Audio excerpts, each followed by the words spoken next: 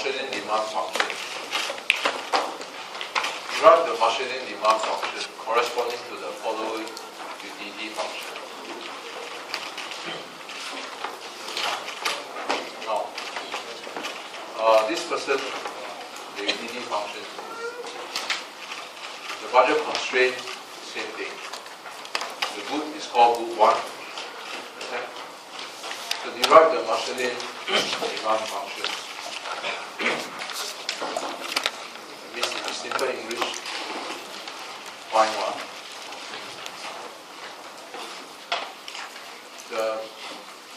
This word is a nuisance. Marshallian in English stands for nuisance. So don't bother. We just find the demand for x1 and x2. Understand? So very simple. How to solve? Now, more importantly, the only concern is it the perfect substitute or optimum? No, it's convex. Right, so we know if it's convex to the origin, the x1 and x2 is found at the point of tangency. Okay, so how to find the optimal demand for x1 and x2? So the fastest way is still look at here. Now, don't think this is simple. Because last year when I give this as an assignment, more than 40% of the students cannot find the answer. And I find it very strange.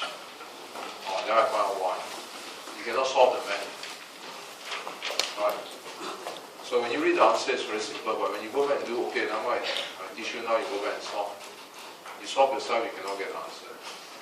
Right, so it's very strange, but it's like that. Many of you, when you do your exam, you will know what I mean. You solve, you sure get stuck all over the body. Alright, so that's why you got some problem. Okay, anyway, the utility function is this. How to find the demand for 1 and 2? Except this.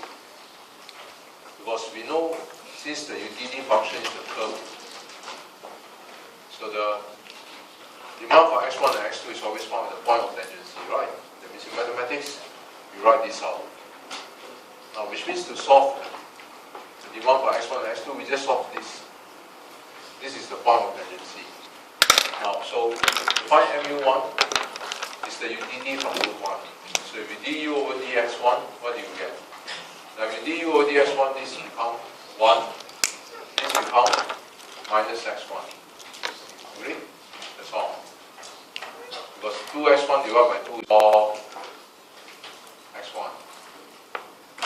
Now, what's mu2? Is the utility from group 2. So if du over dx2, this x2 will become 1. This x2 will become minus x2. Okay? So with this,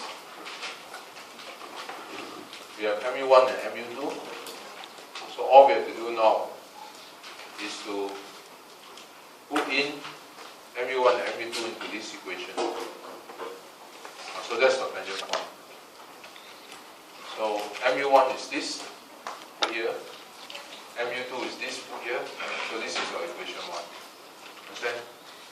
So this is the utility which maximizes. This is the tangent point. You agree? No? Now, if this is the tangent point, what's this x1? This x1 is the quantity that will.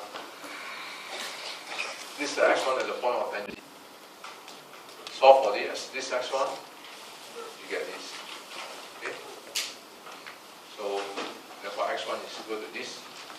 And so I simplified for you is this. So in other words, this is x1. Now I said before, once you found x1, this is the x1 at the point of tangency. How to find x2? Substitute it into the budget line. Now the equation of the budget line is this. So given that x1 is this value, put it inside here. Then you can find x2. Understand? So put your x1, this value inside here, you get this. Okay? So from here we can solve for x2. Now, it's this part that you ought to know how to solve. Because to solve for x2, there's an x2 here. There's an x2 here. Alright, so I don't know why you cannot find x2 from here. You left, right, rearrange the equation until so long, still cannot find your x2. And those of you who found it wrong. Okay, so what I do is, I left, right. Well, since it's solved for you, I don't want to waste time. Right, you can see it's actually not very difficult. Just left, right. So we get x2. Okay, after you find this x2, then you cannot find your x1. You know why this is not the final answer? We found x2 is this. This is the final answer. But why your x1 is not the final answer? Now your x1 is not the final answer because why? We know this is the demand for x2, but the demand for x1, just now what we found here is only halfway. Why halfway? Because the demand for x1 depends on the value of x2. At this point, remember, we cannot find the value of x2 yet. It's only at the later stage that I managed to find the demand for x2 is this value. Alright? Now that we find this value, we put this value inside here. And so we get the value of x1. So when you put your x2 inside here, that's where you have problem finding x1. Alright, once you put inside here, then now you see we have to solve for x1, soften it, we get here. Okay? So a little bit of math, a little bit tedious, that's all. But still solvable. Okay? Okay, any question?